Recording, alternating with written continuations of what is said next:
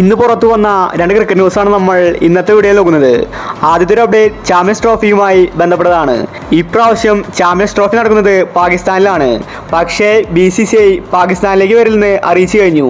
ഇപ്പോഴിതാ ഇന്ത്യൻ ടീമിന്റെ 2 പോയിന്റ് വെട്ടിക്കുറയ്ക്കണമെന്ന് പാകിസ്ഥാൻ ആവശ്യപ്പെട്ടിരിക്കുകയാണ്.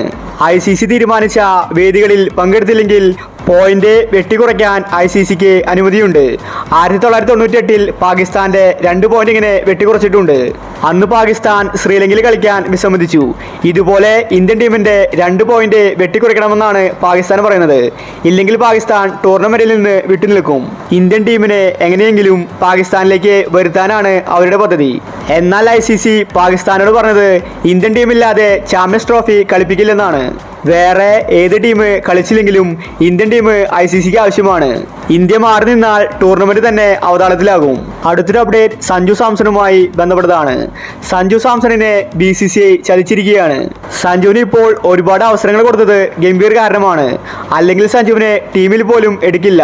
ഇനി ടീമിലെടുത്താലും സൈഡ് ബെഞ്ചിലായിരിക്കും സ്ഥാനം. എന്നാൽ ഗംഭീർ സഞ്ജുവിനെ ഓപ്പണിംഗിൽ അവസരം കൊടുത്തു. പക്ഷേ BCCIക്ക് ഇത് ഇഷ്ടപ്പെട്ടിട്ടില്ല.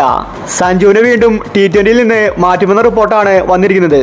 ഇതിന് കാരണം T20യിലെ സ്ഥിര ഓപ്പണേഴ്സായ ജയ്സ്വാള്, ഗില്ല്, ഋതുരാജ് ഇവരെ തിരിച്ചു വരുമ്പോൾ സഞ്ജുവിന് സ്ഥാനം നഷ്ടമാകും. സഞ്ജുവിനെ T20 ടീമിൽ നിന്ന് ഒഴിവാക്കുമെന്നാണ് അറിയിച്ചിരിക്കുന്നത്.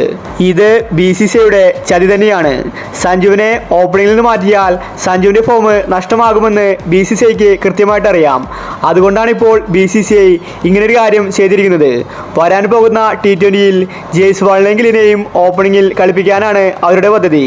ഒരുപക്ഷെ സഞ്ജുവിനെ പഴയതുപോലെ തന്നെ 5-ാം നമ്പറിലോ 6-ാം നമ്പറിലോ കളിപ്പിക്കും.